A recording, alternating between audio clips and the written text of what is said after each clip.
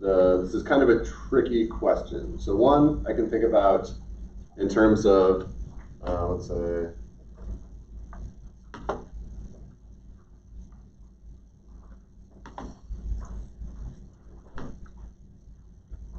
if my axes are laid out like that, which is bad because it's a left-handed coordinate system, but ignore that. So if I have x going across, y going up, z going back, right? The one way I can refer to this bucket that I'm in here is by saying it is in bucket 1, 1, 0. And it's because I went over one bucket in the x coordinate, went up one in the y, and 0 in the z. Right? And that's a pretty natural way to talk about buckets, right? Because I have 3 coordinates, it's easy for me to think about what's like nearby. Right.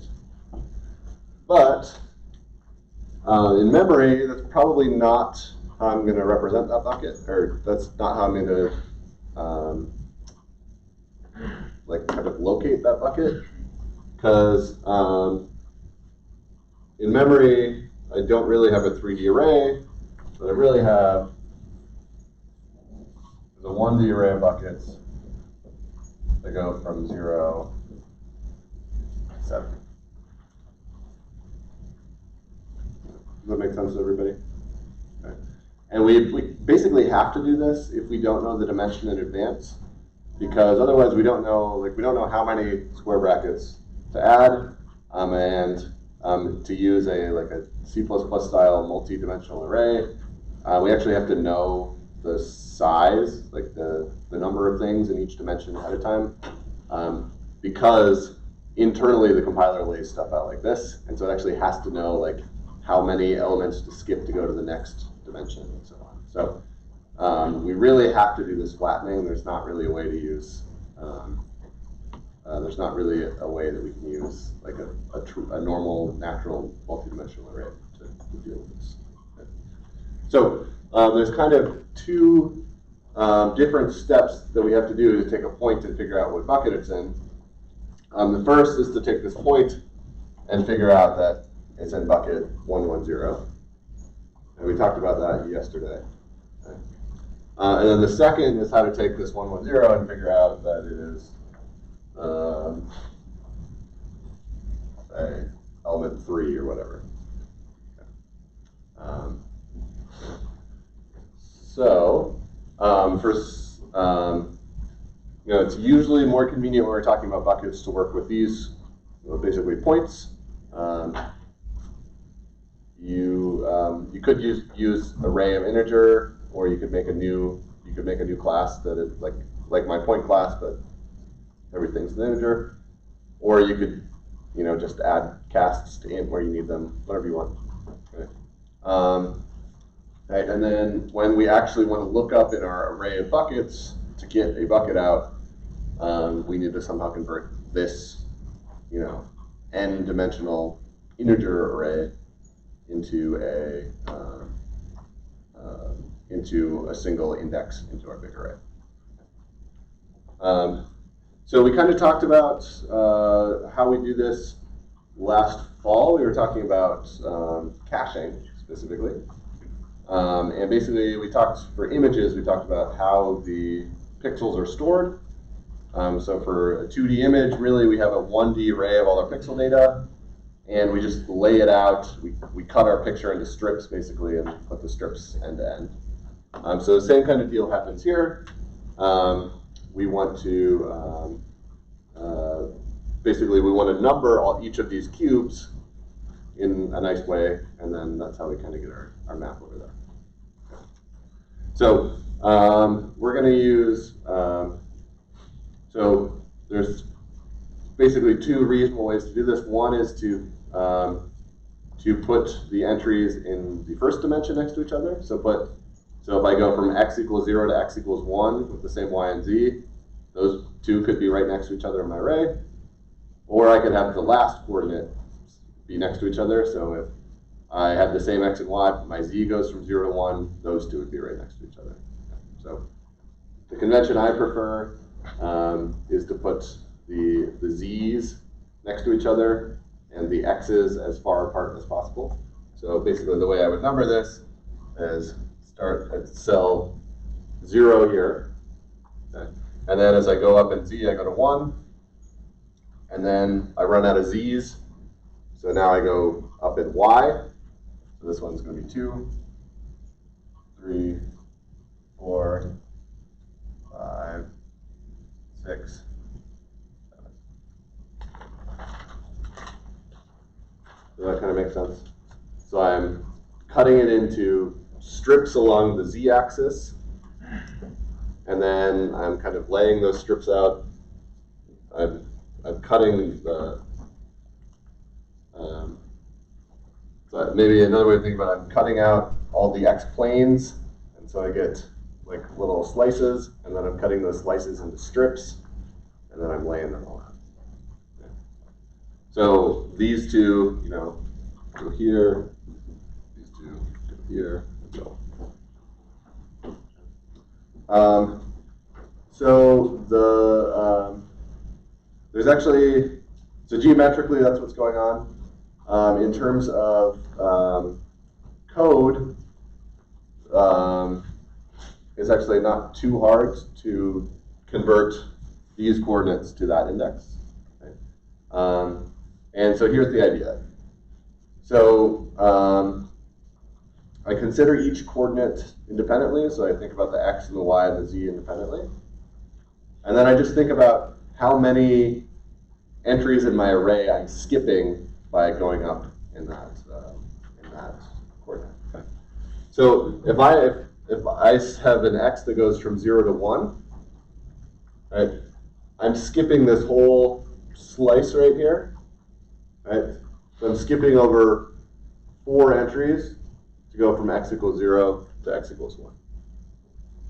Does that kind of make sense? So there's this whole slice of entries that I'm skipping over to go from 0 to 1. If I have a y that goes from 0 to 1, I'm skipping, you know, a whole row, so these two. So I'm skipping 2 entries to go from here to here. Okay. Same thing if I go from here to here, right, I'm still skipping 2 entries. I'm skipping, you know, this one and that, and then going there. Okay. And the z, if I go up in 1z, it's actually right next to me. Okay. So I'm just adding 1. Okay.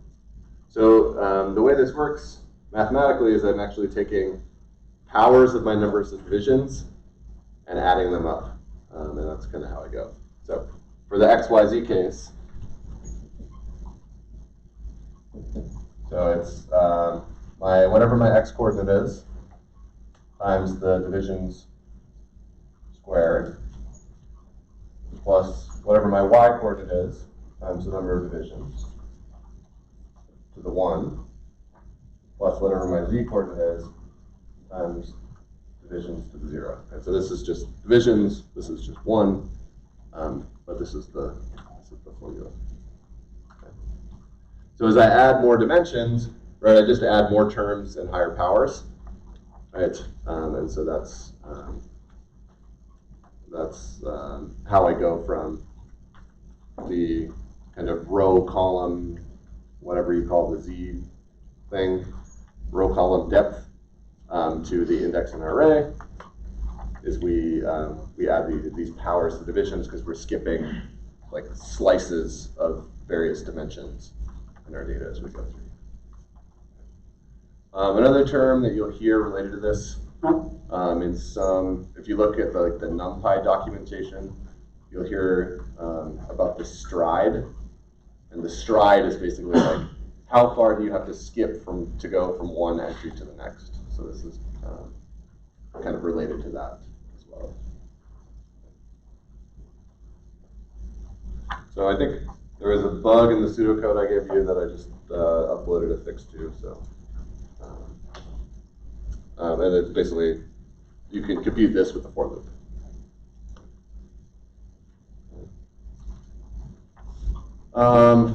Another maybe pitfall that'll come up. If I want to to figure out what bucket the point is, and say my point is right here. Right. I'm going to run into problems because it's in like x row -1. Right. It's like outside of x, and it's in maybe z entry 2, which is again out of bounds. Right. So it's pretty helpful to clamp my like row or column from 0 to the number of divisions -1. So if my x is out here, really I want to clamp this and say, okay, it's actually in x like row 0, and it's actually in z row 2, and then I don't have to worry about like going out of bounds later. So the clamp is very useful.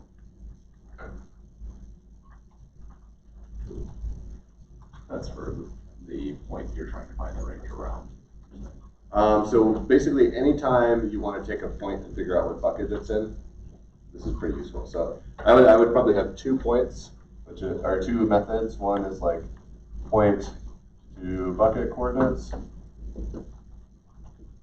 and I would probably clamp in there. So that would take this. That would be this function here that takes this to that, and then another would be like bucket chords to index, and at that point, you should, if you make sure to clamp here, then you don't have to worry about it when you go there. So the points that we generate are in a specific range. I guess we don't necessarily know that when we're making our divisions. Is that our problem? So there's a couple issues. So one, if you define the space based on like the min and max points that you get, you could still get random points that are outside of that.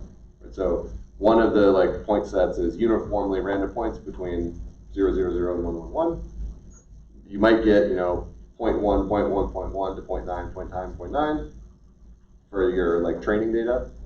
And then you might get random points that are outside of that.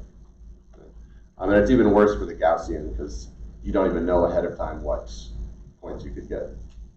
It's possible but unlikely that you get like -1,000. You just don't know. Yeah. Your example is symmetric, but we could have different sizes, or you could have different divisions per axis, right? So it's really like you could x times x division squared plus. Yeah, I would recommend that you use the same number of divisions in all dimensions just to keep it easier. Otherwise, you have to multiply basically all of the divisions of the slice you're skipping. So you can totally do that. You just have to figure out. Divisions is equal to this subdivision length. The length of each dimension. So where does the length, the actual length of this come into play? This has to do with your min and max. Yeah. So that's part of this step. Right. And at the time we get here, to go from here to here, we don't care about that anymore.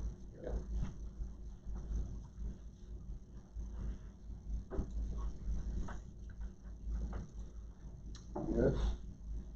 Right. The other thing that's a little bit tricky about the bucket is talk about the range query.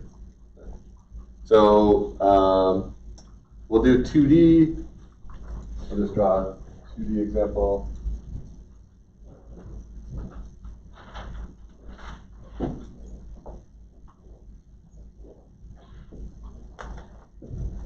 You use a different marker, yeah. Yeah. So we'll do that.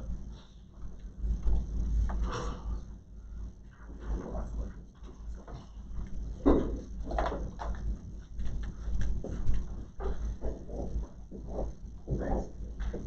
Yeah. Still only a marginal improvement. Okay, so let's say I want to do a range query around this point. And that's the radius I'm looking at. Yeah. So how am I going to go about doing this? I got that point P and I got my radius. You just find out all of the buckets that are inside that radius. Yeah. Through each of the buckets and find out which one's inside the radius. So how do I find out all of the buckets inside of that radius?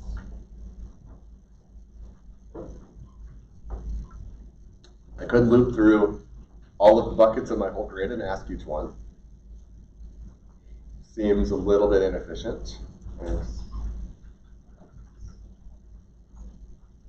Any thoughts on how I could be a little bit more clever? Start on the one with the points in and kind of spread out. I could start here and like kind of circle around. Yeah. So that's one possibility. I think it would be a little bit tricky to come up with like the code for like spreading out. So finding all the points that are 1 cell away, 2 cell away, 3 cell away might be a little bit tricky. We could do it, but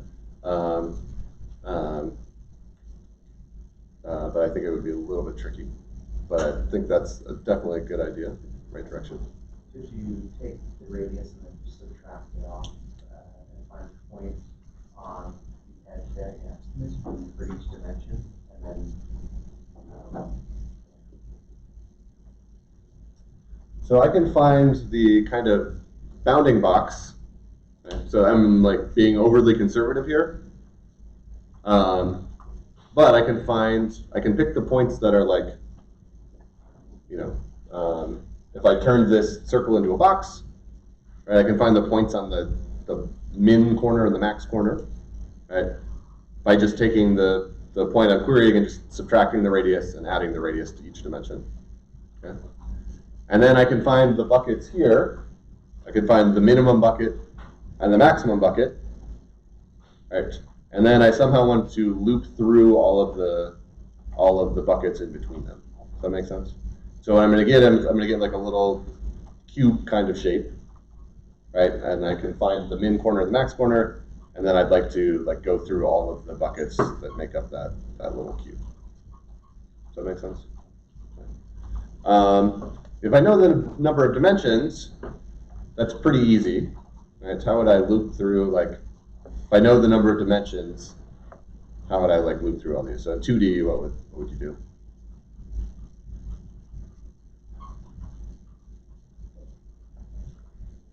Isn't this just related to the equation we just put in buckets together? So what we have here is we have a couple of these, and we'd like to know basically like all of these like in this range. Right? So here I have like, this is, you know, x, y, I have x plus 1y, x plus 2y, x, y plus 1. I want to like figure out what all of those are so I can kind of visit them all. But aren't the x's and the y's related to each other in the array based on how we put them in? Yes. So the y's will be right next to each other. The x's will be far apart. And because of that, it's actually a lot easier to think about it in terms of this than in terms of this. Right? So like a small slice of this might be right next to it in an array, and then I'm going to have to skip like a weird number to get. So to go from here to here, I'm skipping like number of divisions minus 2 cells. Because I'm skipping like almost a whole slice. So it's pretty tricky, I would say, to think about it in terms of the array index, and a lot easier to think about it in terms of like the row and column. So in 2D, I know like the minimum row and column, the maximum row and column. I want to look at all of the rows and columns in between. How would I do that? Just a nested for loop, right? For each row, from the min to the max. For each column, from the min to the max, look at everything, right? Pretty straightforward. If I have a third dimension, do I just add another nested loop in the middle? Not so hard. Okay? The tricky thing here is we don't know the dimension in advance, so we don't really have a way of saying, here's how many for loops to nest. Like I can't have a variable number of nested for loops, right? I have to write the for loops ahead of time. I can't have a variable number. Okay? So this is actually kind of a tricky thing. How do I count between all these? Recursion. Yeah, I can't do it with for loops, so I have to be a little bit more. Recursion. Oh, recursion. I haven't thought about how to do it recursively. There might be a nice solution. So my suggestion is actually related to elementary school addition. Okay. So here's the idea.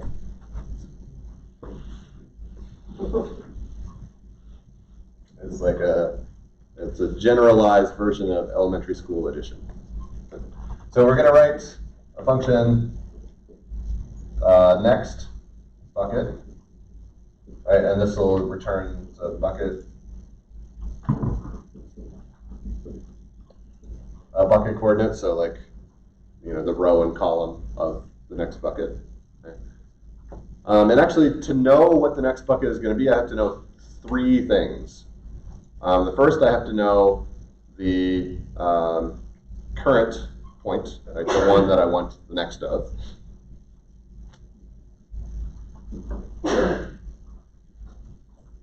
And I actually have to also know the min and the max, okay, so that I can go through this.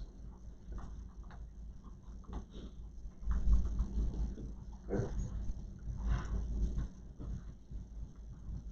So this is the function we're going to write. And we'll start by just kind of looking at this 2D example. Okay. So we want to go through, so for this example, if we use the layout over there, okay, the y's are going to be right next to each other. Right? So the buckets that are off by 1 in y but have the same x are going to be next to each other in the array. Their indices are going to just be different by 1. So it'll be nice and cache friendly, where the x's are going to be far apart. Right? So if I want from here to here, I'm skipping a whole slice in my array, and so I'm like, my cache is going to be mad. If I go from here to here, we're going to be happy because they're right next to each other in the array. So if I start here, right, what is the order of the buckets I want to look at? And so where do I want to go from here? I want to go up. I want to go up. After here, where do I go? Now I have to go back down. I have to reset, my y.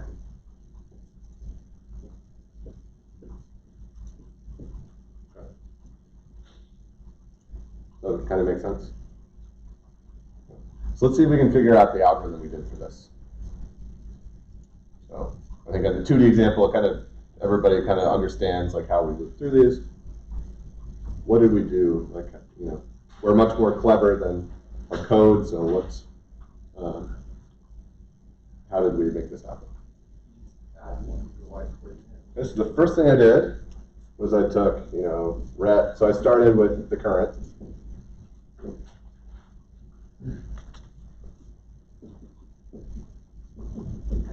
I added 1 to the y. Okay. Yeah. Just like for the ease of this, would you suggest passing min and max in as a point, or like converting it into just like an array of size dimension? I think it's probably easiest when we're dealing with the bucket coordinates to do to use like an array of ints, or to make a class that wraps an array of ints.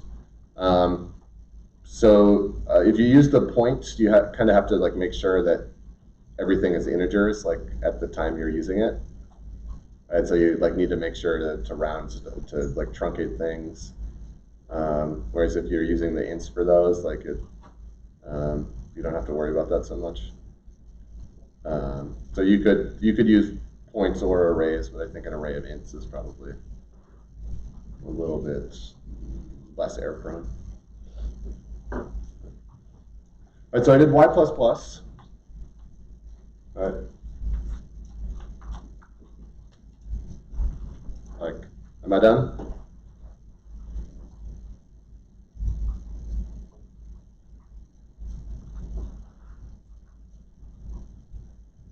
So what's, yeah, so if y, so if my ret, that y is greater than my max dot y, then what did I do?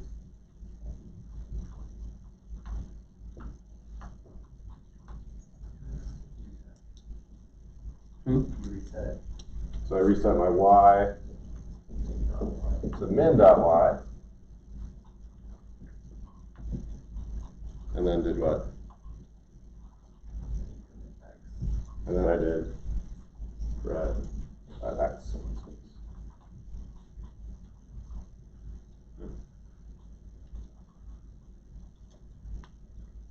Okay. So in 2D, this is still not that bad, right? If I don't know the number of dimensions ahead of time, it's a little bit trickier. Okay. But basically what I want to do is I want to put this in a loop. Okay. I want to start at my last dimension, okay. Add 1 to it.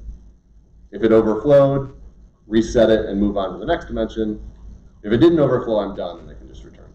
Right, so this is going to be a loop with like a, if I didn't overflow, break inside of it, kind of the idea. So the connection here is like elementary school addition.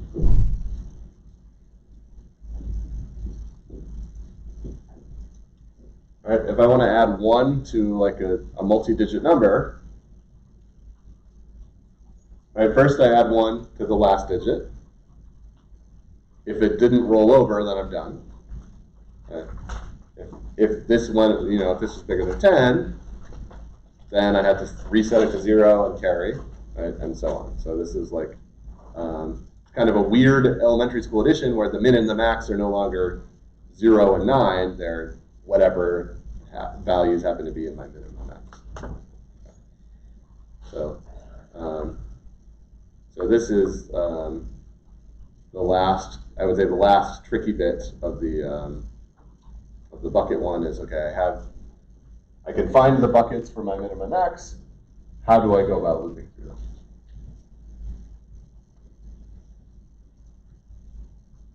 Yeah. Return bucket coordinates. What is bucket coordinates mean exactly?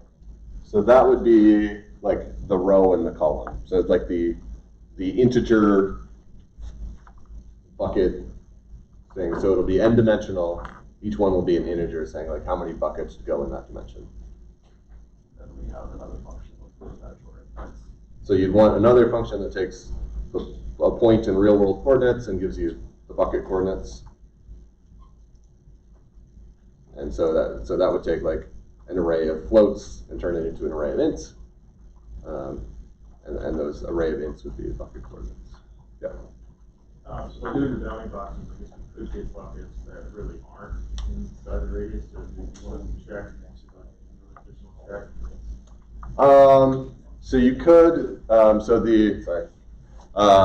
we talked about doing the closest point in like a bounding box to another point, which will be useful for the tree ones.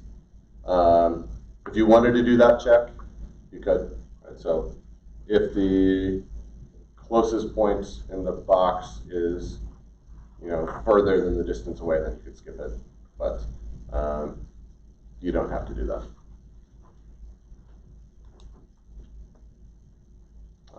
And you really wouldn't do that until you were like about to look at the points in a bucket.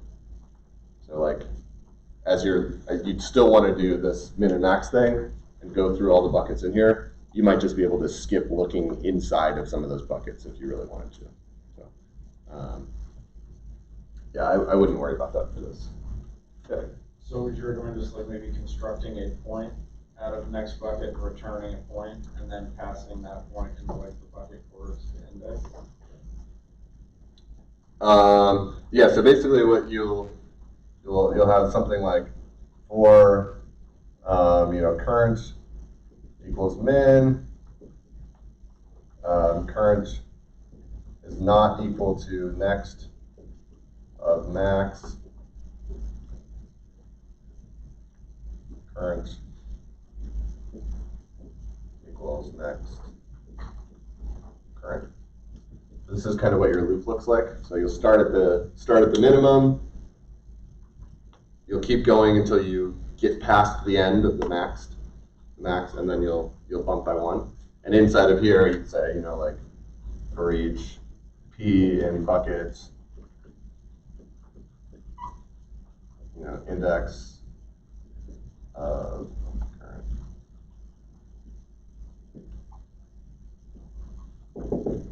That kind of makes sense.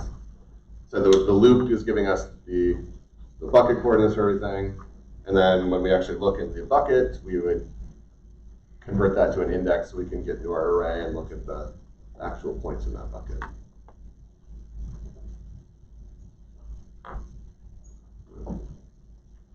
Okay. So there's, a bunch of pieces in here. So to build this up and test it, the first thing I might do is just try to loop through all of the buckets in your, just try to write this loop for your whole grid thing, and just make sure that you're printing out the buckets you expect in the order that you expect. Right? Do like a, for something like this, just have a 2 by 2 by 2 bucket, right? Just loop through here, print out the indices as well, right? Make sure, so if you go through your whole array, the indices you print out should be in order, right? Because we're trying to go through an order. If we're not skipping anything, we should just go through index 0, 1, 2, 3, 4, 5, 6, 7. Right, so that's another good test. Right? And then kind of build up. Yeah.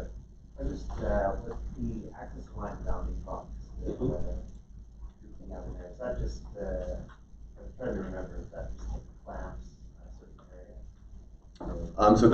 So there's a constructor for that takes a bunch of points, and it just finds the min XYZ and max XYZ values for all those points, and just tells you like what the range of them is. So that, I guess, would be through. Yeah.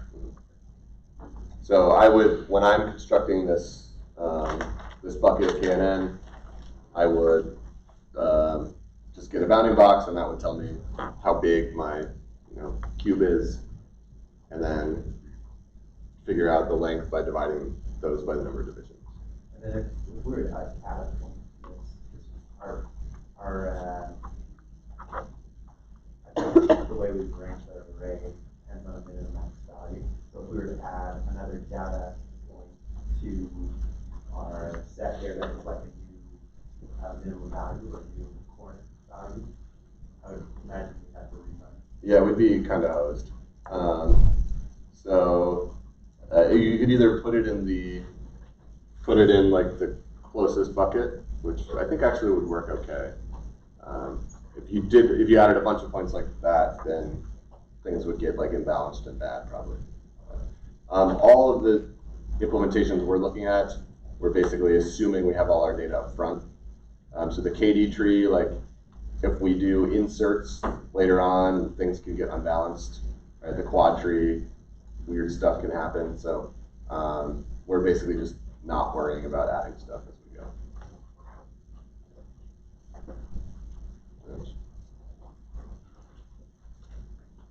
So are the tree data structures as involved as the bucket?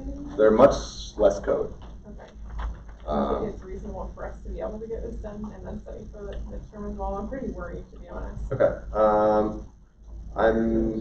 It gets easier. Yeah, the assignment I think will get easier as you go, but I'll look at the due dates and maybe make some adjustments.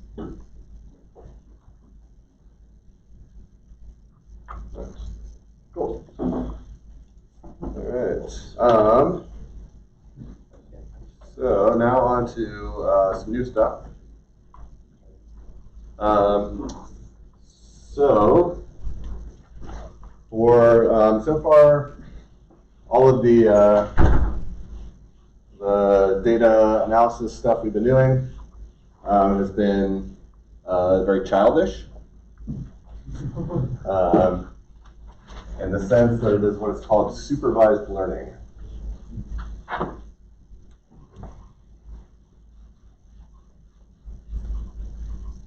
And so supervised learning,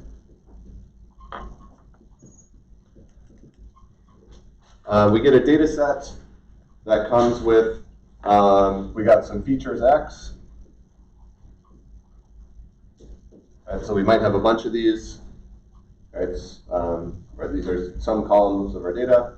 And the thing we're interested in is some sort of output or dependent variable y.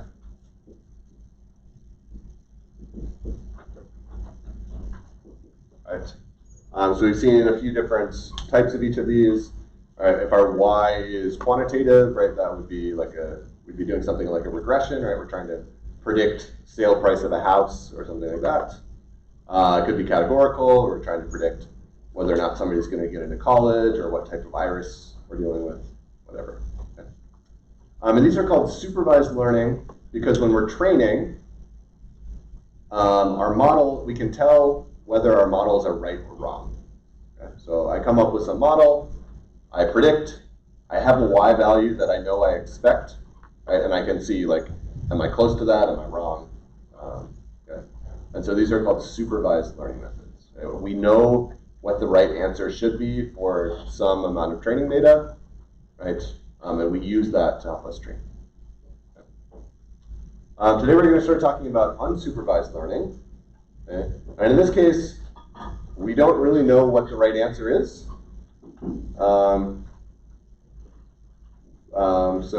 We're going to talk about a few different families of unsupervised learning tasks. But the first one we're going to talk about is called clustering. And the idea is we're trying to basically understand the structure of our data.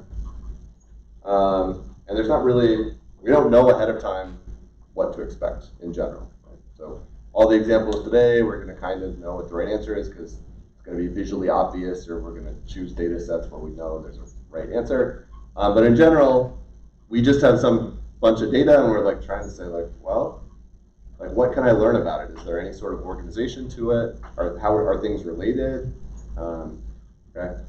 And so there's not really a right answer. We're trying to understand some sort of structural information about the data.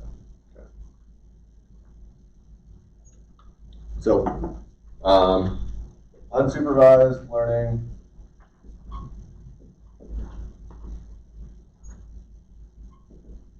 There's no right answer. At least for our training data, there's not like we don't know exactly whether we're getting stuff right or not. Yeah. So when you say machine learning, does that have anything to do with this unsupervised learning? Yeah, it could be either. So machine learning is a pretty broad range of things, but you could use machine learning for regression or classification, in which case it would be a supervised learning kind of thing. You could also you could use it for compression. Right? So if I have data and I want to represent it with the smaller, so let's say I have 100-dimensional data and I want to represent it by 5 numbers. I can use machine learning for that, and that's an example of unsupervised learning. There's not really a right answer ahead of time. Like we're just trying to figure out how to store the same data in less space. So both machine learning or neural networks could be used for either of these tests. So yeah, machine learning, neural network stuff are just basically other methods of doing the stuff we've been talking about. We'll look at them, but yeah, they're just other techniques for doing the stuff we've been talking about. All right. So yeah, unsupervised learning. We're trying to kind of figure out what's going on with our data, and there's not like we don't necessarily know if we're right or wrong as we're training. Okay. And so the method, the challenge we're going to talk about first is a problem called clustering. Okay. So I've got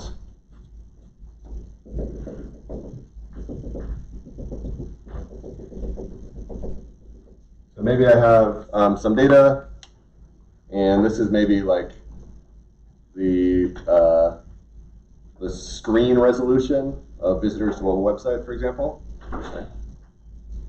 And these are just all of the people that have come to my website. And it would be nice if I could, get some sort of insights into that I could, apply to make my website better. So, anybody, any ideas what I could do with this? This is, screen resolution data. Does it tell me anything? Are there any relationships between users?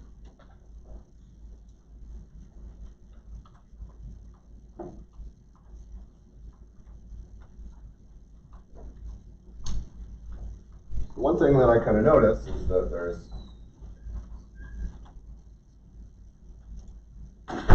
looks like there's 3 sort of groups of users. So maybe I have a group of, mobile phone, tablet, desktop, laptop. I don't really know that ahead of time, right? But if I can kind of group these users together, maybe it makes sense to come up with an optimized version of my web page for this resolution, this resolution, this resolution, right? And then that will be helpful. I have a smaller set of website versions to make, and they'll make most of the users pretty happy. Okay. So this task is called clustering. Right?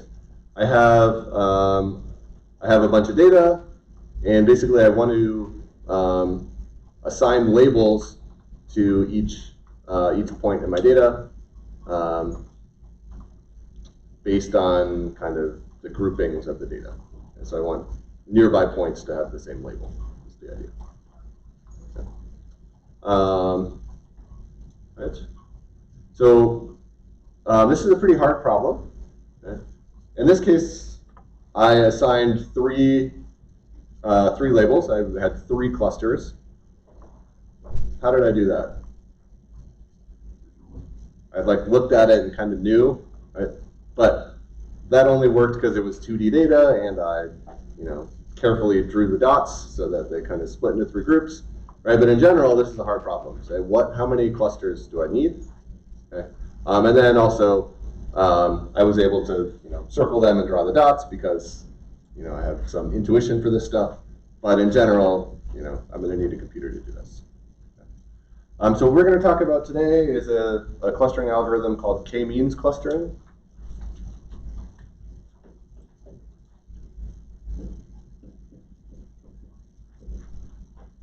It is different from KNN, although aspects of it are similar. We're talking about, the number k comes up. We're talking about the distance between points, right? So there's kind of a lot of overlap in the stuff we do, but they're different things. They behave differently. They have, they're solving different problems. Right? But the goal here is to, given a number of k clusters, k-means finds the best centers for those clusters that we can come up with. So specifically what we want to do is we want to pick k cluster centers such that the distance, so the sum over my clusters of the sum of the points in that cluster, the distance from P to cluster center is minimized. So basically, we're trying to minimize the distance over all of our points and all of our clusters from the point to the cluster center. Is that going to make sense? Okay. So we want to put these. If the distance from a point to a cluster center is really high, then it probably doesn't belong in that cluster, or the cluster center is in a bad spot, right? So we want to pick these centers so that we shrink the closest cluster center point is as close as possible. Right. So this is the idea. So in this case, I think I did a pretty good job, right? All of these points are quite close to the cluster centers, right? If I had a cluster center over here, that would be bad, right? Because the distances would be really far. So this is, like an optimal solution. So I think this is pretty straightforward problem to solve, right? We want to just minimize this sum of all these distances. Unfortunately, this is really, really hard to solve to get the exact best answer. I think this is, I'm not positive, but I think this is an example of an NP-hard problem where basically there's so many combinations of, like, when you move the cluster and the membership changes, like all the combinations make it like basically infeasible to solve exactly. But fortunately, there is a really simple algorithm for solving it pretty well most of the time. And it's called Lloyd's algorithm.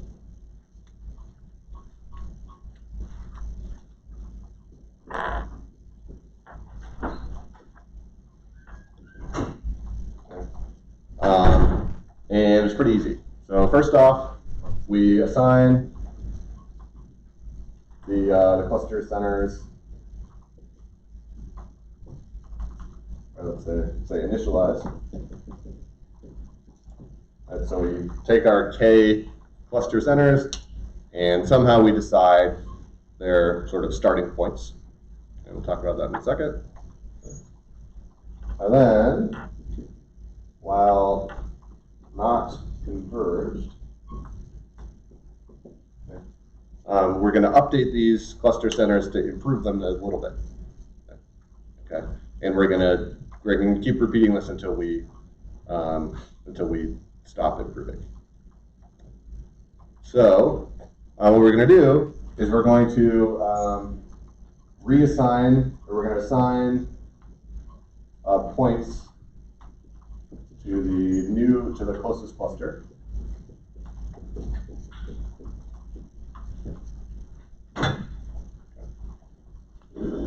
So for each point, we're going to find out which cluster center is closest and assign it to that cluster.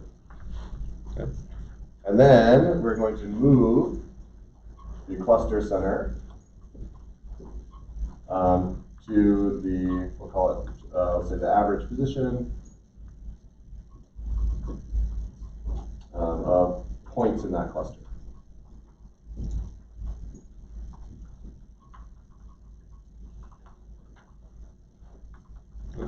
Yep. By not converged, do you mean that the clusters aren't like touching one another? Or not like overlapping? So when I say converged, I mean like we don't need to do any more steps to get better centers. So we'll talk about a specific mathematical definition. They don't, in general, it's not like the clusters will like stick together, so that doesn't really happen. It's more like they just move like a little bit. So we'll be more precise about that in a second. So that just like repeats until it's like the best. Mm-hmm. Yeah, we repeat until it's good. That's basically, that would be another way to put it. Repeat until good. Okay. So that's the algorithm, right? We put the points down. We put the cluster centers down.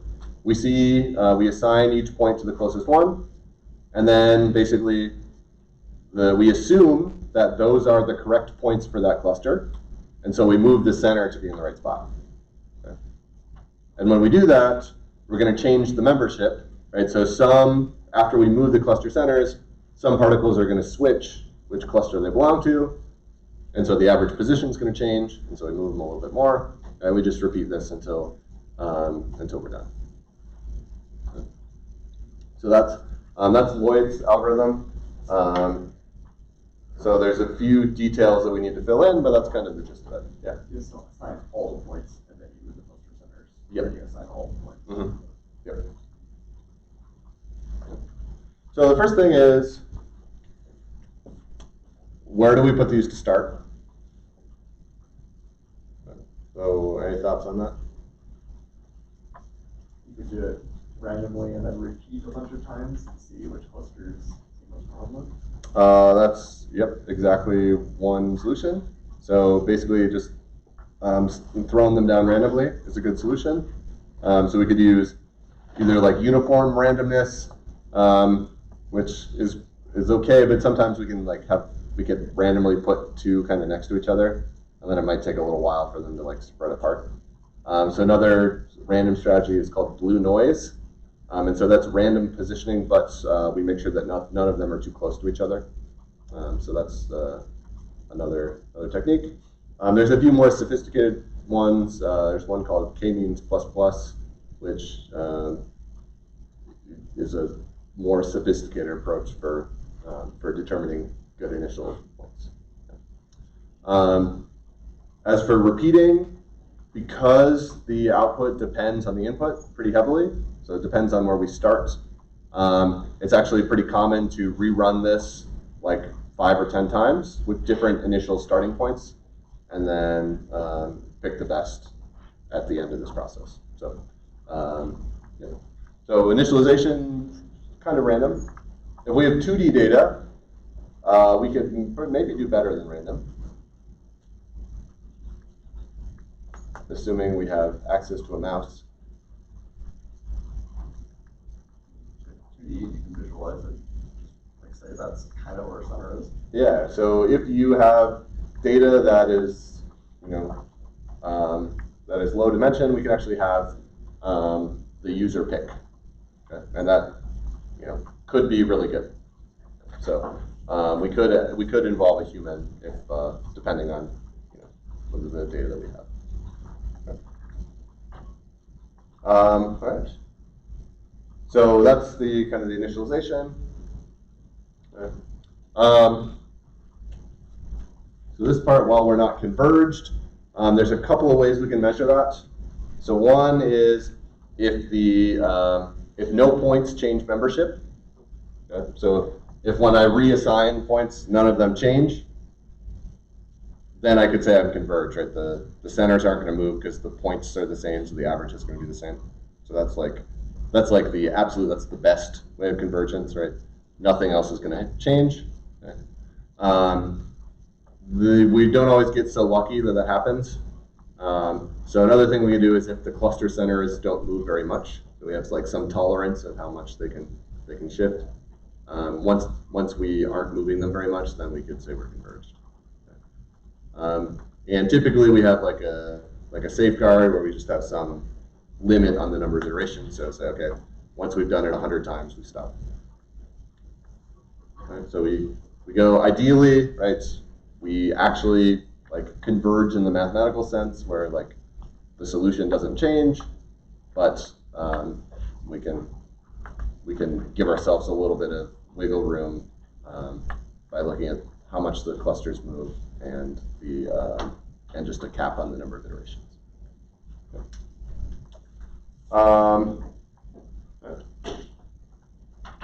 There's a couple other things we can change or that we can tweak.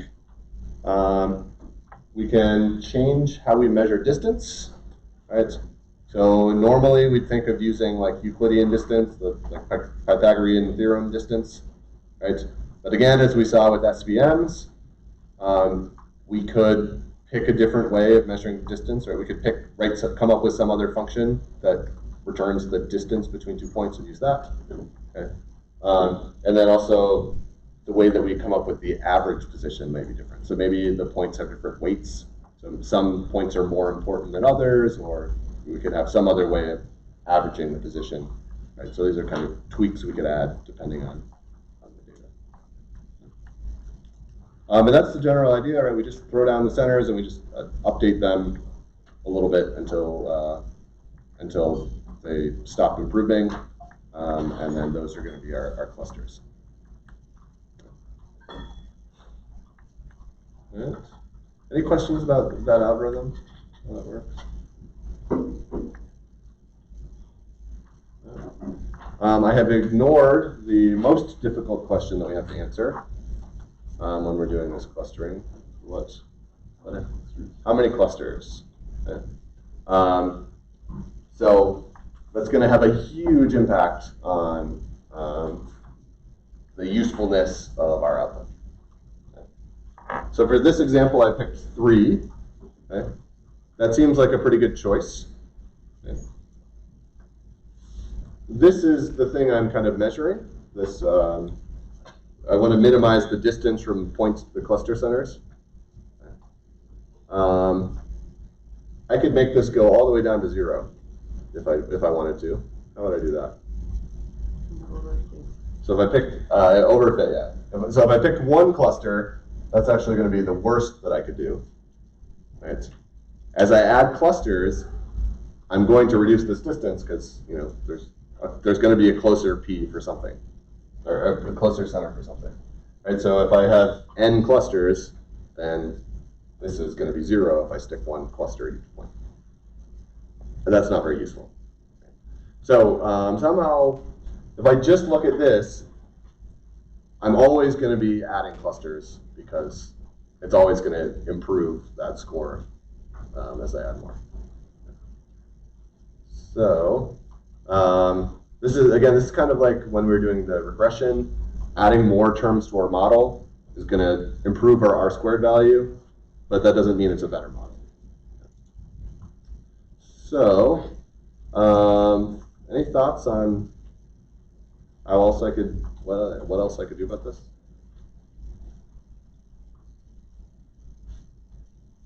It feels like initial clusters you add are going to reduce that more than subsequent ones in the future, right? If you have some sort of cutoff where you say like, hey, this isn't added or change it enough to be valuable. So that's called the elbow curve. So this is my number of clusters, and this is, let's call this cost. Right, if I have one cluster, my cost is going to be pretty high. So let's consider this for this data. If I have 2 clusters, right, it's going to go down. For 3, it's going to keep going down. What happens when I add a 4th cluster? It's going to improve very little bit. 5, 6. Right. So this point is my elbow point, where I hit diminishing returns. So I basically look at the reduction in the cost, the total cost, as I add more clusters, and when there's like a steep drop off in that, that's where I pick my K. For this example, it's pretty obvious, right, what the right choice is. For a lot of the time, it's not, right? If my curve looks more like this, then like where do you put the elbow? So, yeah, this can be a good approach. This is called elbow analysis, or the elbow method for picking this. Right. Another approach is to look at what's called the silhouette.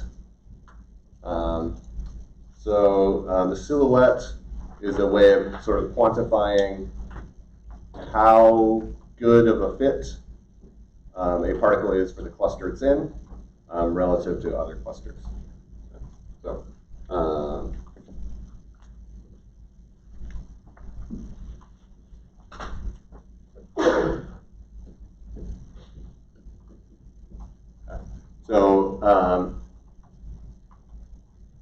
there's 2 things we need to think about. So we have this A of I, and this is the average distance from I to the other points in its cluster.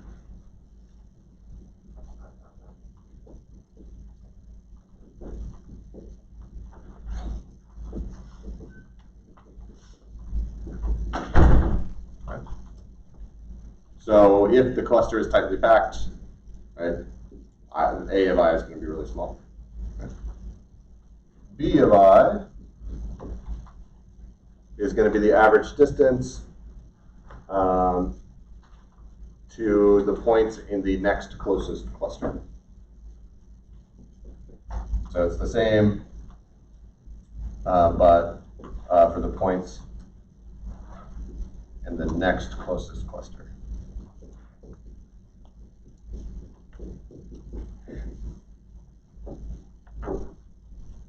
All right. So we're looking at basically how close A is to its own cluster members and how close it is to the points in the next closest cluster, right? Ideally, we would like this to be low and this to be high, right?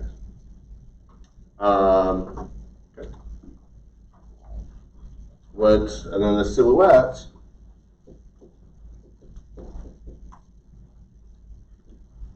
is basically B minus A divided by the max of A.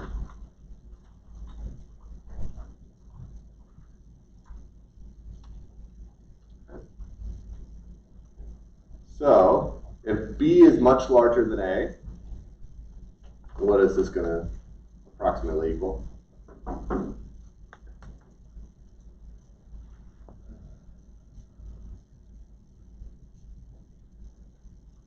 B, let's say, if B is way bigger than A, let's say A goes to 0. What do we get here? 1. Okay. So if B is way bigger than A, that means my point is really close to the points in its cluster and really far away from everything else, which means great cluster. Right? We did a good choice for this point. Okay.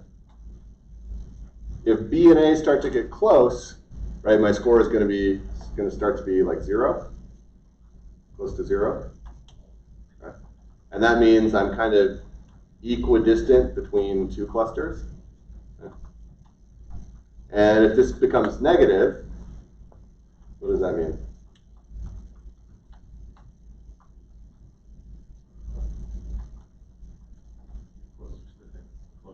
Yeah, if this is negative, I'm actually closer to this other cluster's points than my own, so probably this is a misclassified. Okay. So if this is negative, then I'm like way off. Okay. Right. And so this gives us kind of a numerical score for each point, how good it is. Right? And if we look at this for all of the points in our clusters, we actually can get a pretty good way of seeing whether or not we have the right K. Okay, so we'll look at what happens if K is too small and if K is too big. Okay. Right? So the silhouette is kind of a more mathematical way of deciding, like, did I pick a good K or not? Okay. All right. So yeah, picking K is hard. The elbow method or the silhouette analysis can help us pick what K should be, if we don't know ahead of time. Yeah. Is there a way to like reduce that down to a single number? Does it seem like you? Not really. Yeah. But so we can get nice 2D pictures to look at for a silhouette analysis, kind of independent of our data dimension, so that it's at least something we can understand. You use like a scatter plot or something? We'll look at the silhouette plots, and you'll see like, oh, this is pretty easy to understand. Okay. Cool. All right, so let's go ahead and we'll look at some code.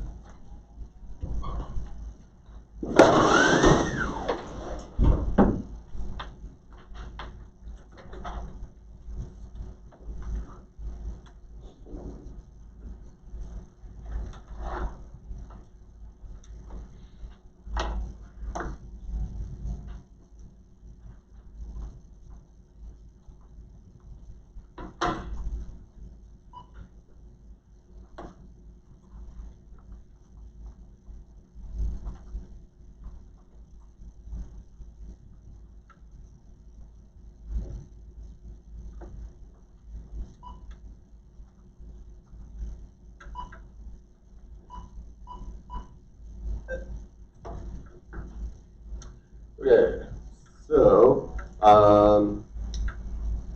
so just to recap, we're entering the unsupervised learning territory where there's not really a right answer. Our data is unlabeled. Okay. So we're talking about clustering. We'll talk about another clustering technique tomorrow. We'll look at a few others. So dimensionality reduction, we'll spend some time on that. So that's another pretty cool technique. Yeah. So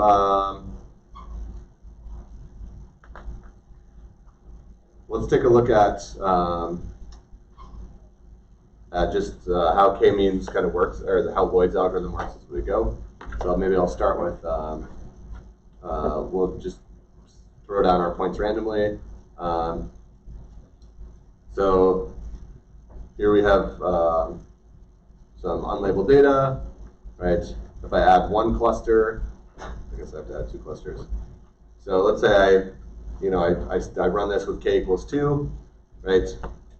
I start by classifying all the points, whether they're blue or red, depending on which one they're closest to, and then I just move my centroids. So the red one kind of went in between its two things, right? Now this blue point is wrong, right? So we reassign the points and then update the centroids. And at this point, the points are all where they're going to be, so we're done. Visually, I can tell that I don't have enough points. Let me add another centroid. Wow, that was a good random choice for them. So I'm going to reassign my points, update my centroids, and again, now things are like perfect. If I add more centroids, you'll see I'm going to be splitting these natural clusters into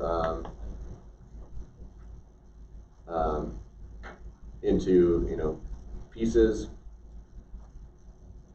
So if I looked at the silhouette here, those points on the yellow-blue boundaries are going to have pretty bad silhouette scores because they're kind of equidistant from the blue points and the yellow points. And I think this is going to take now we're converged. And so I can, if I add more points, with too many clusters, I'm still going to get something, but I think we can tell visually, and if we looked at the silhouettes, we'd see that these aren't great clusters. Cool. So let's take a look at another data set. Okay. How many clusters would you say make sense for this?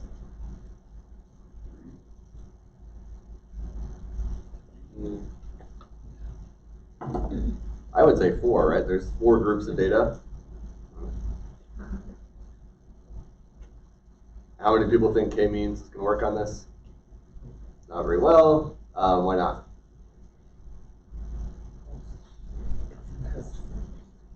You probably need like us to distribute on different axes. Yeah. So the k-means is going to split this into convex pieces, right? So you can see all these shapes. There's no like indents or anything. Everything's convex. So if our data has concavities in it, so the circle is a concave shape, right? Then it's not going to work, right? So we'll get something, but it's not going to work very well. So we'll talk about the clustering technique we'll talk about tomorrow can handle this. You can also, by changing how you measure distance, you might be able to handle this with k-means by doing some sort of, like we talked about with the SVMs, kind of warping the space to make it work. We warp the space so that these concave pieces actually do the clustering. But yeah, vanilla k-means isn't going to work for stuff like this. Okay. Let's see.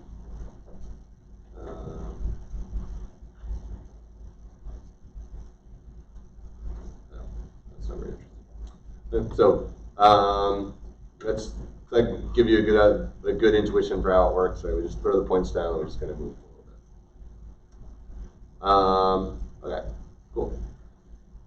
In terms of big O, basically for each iteration we have to look at all of the points and all of the clusters. And so it's going to be this big O of NKDI. So it depends on number of items, number of clusters, number of dimensions. For computing distances, that's an O of D operation. And then the number of iterations, the number of times we go through the loop. So it can be kind of expensive if I is high. But in general, we don't have to do too many iterations. So let's go ahead and take a look at the k-means implementation in scikit-learn. So we're going to use this blob data here. So got these blobs. We'll start with 3 clusters, which we can tell visually is the right number of clusters for this one. So this n init tells me basically how many times am I going to run this whole algorithm. So we'll just do it once here, but we, for another data set, we might want to run it a few times and pick the best result. We're going to initialize the points randomly. Here we'll just do 1 iteration of update. Let's see how that works. So here we just did one. Like relaxation update, and so you can see like the random initialization. We put the blue and the red over here, and they didn't have time to kind of spread out. So if we do the same thing when we do 5 iterations, even 5 iterations is enough for us to get the centers to a good spot. Okay. Yeah, the other knobs we can tune is n init. So how many times do we just try this? Okay. And then the other thing is how do we pick the initial ones? So k-means plus plus is a pretty good choice. And so with k-means plus plus, with only 1 iteration, the initialization is so good that we actually can we get these clusters right away. Okay. So we'll take a look at some other data sets. So here we have some blobs where the size of the points, or the size of the clusters is pretty different. And you see it works pretty well here. It's not super sensitive on the size. So that's a positive. Here is, we're going to have an example of anisotropic data. So this is, we have the same data, but we stretch the clusters out into little ellipses. And we'll see that, yeah, this does not work very well. And this is because we're looking at, Euclidean distance, right? We're looking at circles, not ovals. So again, we'd have to do either measure distance some way or try to unskew this before we do our clustering or something like that. Okay. So this like non-uniform scaling kind of k-means can't handle that. Non-convex stuff, so this is the moons data set that we were looking at before. Again, we're looking at circles and convex shapes, so we can't handle this kind of weird stuff.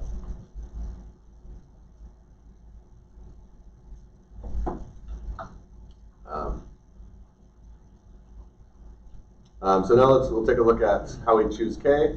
All right, so if we pick k as 2,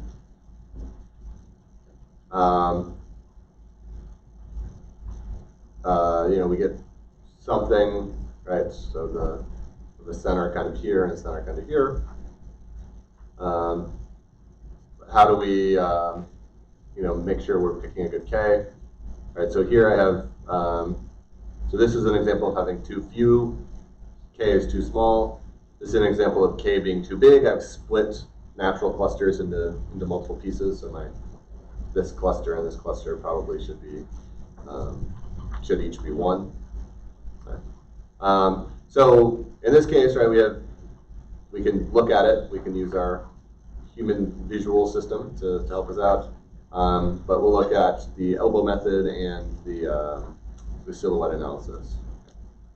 So we'll start by doing the elbow method. Okay, so we're going to pick a bunch of different k's. So we're going to try k equals 1 to 10.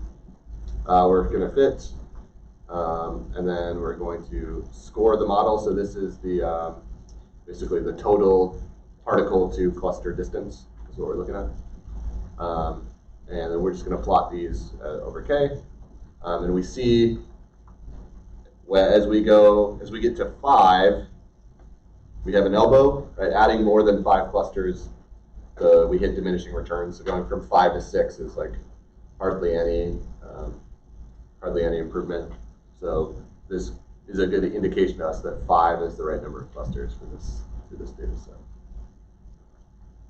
Cool. The silhouette analysis is a little bit more complicated. So basically, this is a bunch of code to draw silhouette plots. I think I'll skip over that. But this is, these are, Is that a typo before the 3 to this one? no. So that we're looking at this. Oh, look right now. Yeah, yeah. I had that same thought yesterday.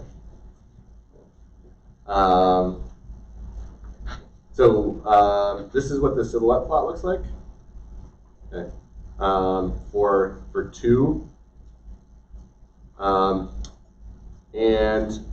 We see that,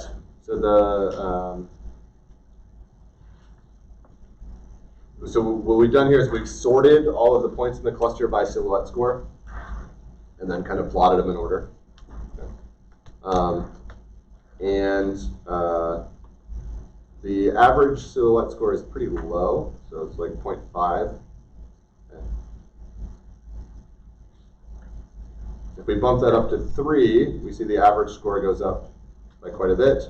And this green one, this is like a good, like a good cluster silhouette picture. Right? We see most of the silhouette scores are really high, and then we have like kind of a couple at the end that are maybe a little bit closer to the other ones.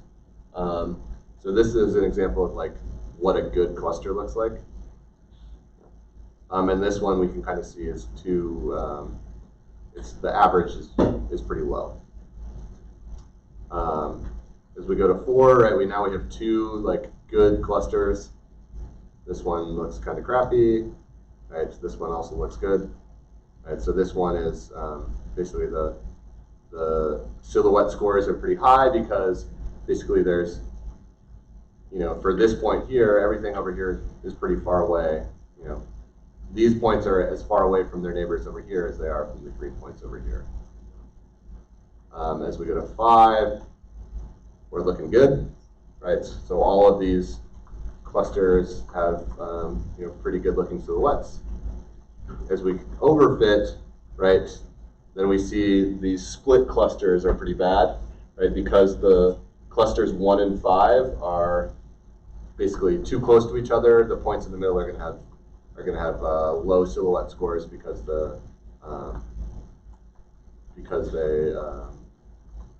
are close to the points in the other half of this cluster. And so that kind of gives you an idea for like what this silhouette analysis looks like. Right? These are like kind of the shapes that you want. Right? The silhouette scores are pretty high for almost all of the points in the cluster. And to reduce it to one number, yeah, if we look at the average silhouette score, 0.75 there, it goes down to 0.66 when we add the 5th cluster. So that's silhouette analysis. That's a way of choosing a good K for our clusters. We'll look at the iris data set. We've seen this one before. Clustering is maybe a weird thing to do here. How come?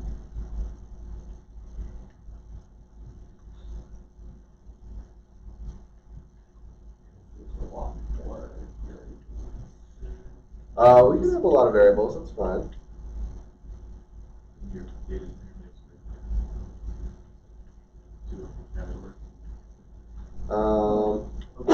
It's not the mixing. It's like the spectrum.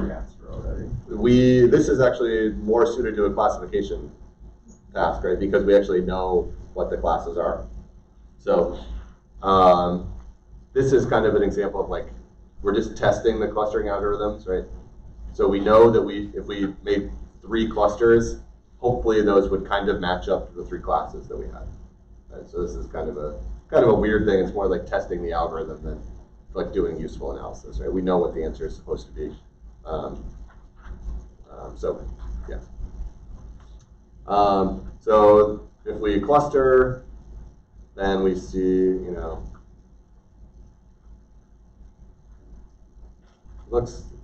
kind of okay. Like the colors are all mixed up, right? Because the clusters don't correspond to the labels at all, right? We just have 3 different clusters. So we can see the blue clusters here correspond to the red. The red iris is there, and then the yellow and the red here are kind of intermixed. Okay. So it looks like the clustering gave us something similar to what we would have gotten with the classification.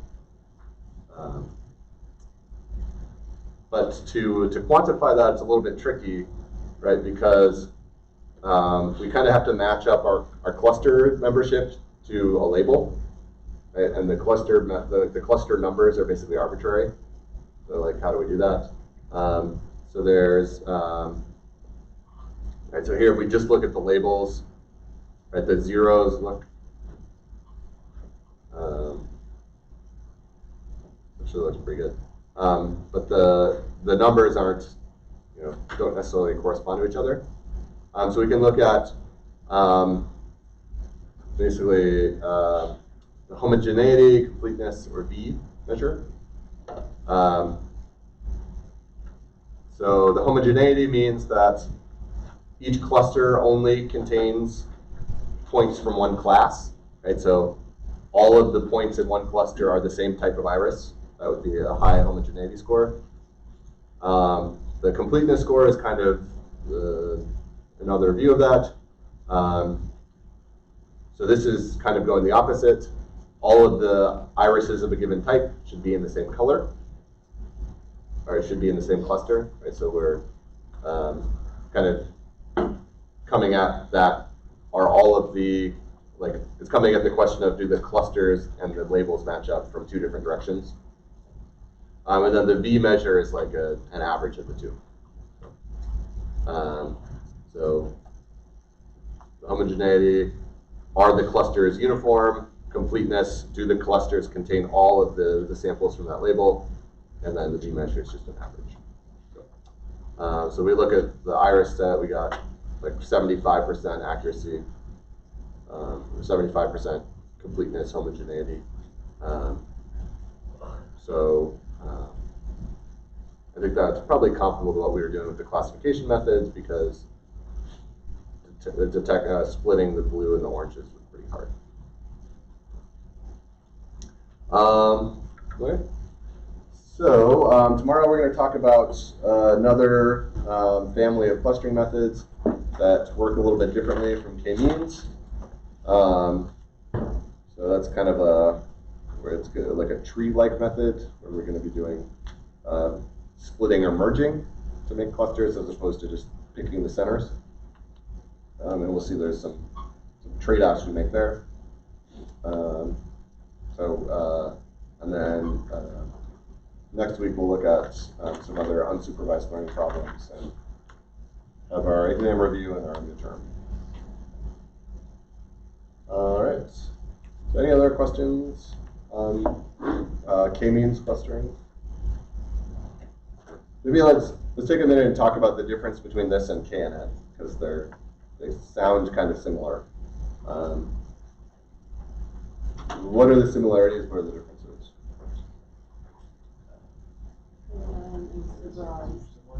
So one is supervised, one is unsupervised, right? So KNN is a supervised method because we know like what the labels are ahead of time. That's the biggest difference.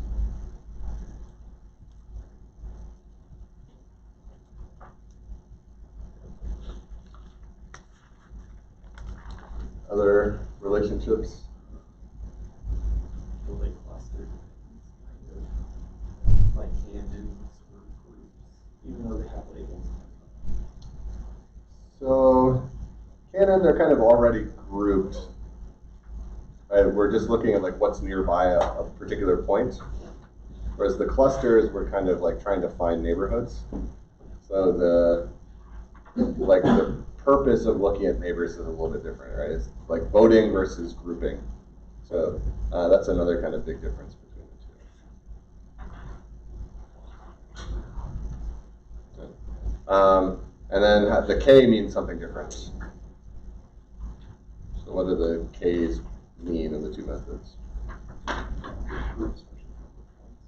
Yeah, so in k-means, it's how many groups are we forming, in KNN, it's how many voters do we have, right? So it's very different usage of that, right? So having a high K in K-means would be like overfitting or underfitting.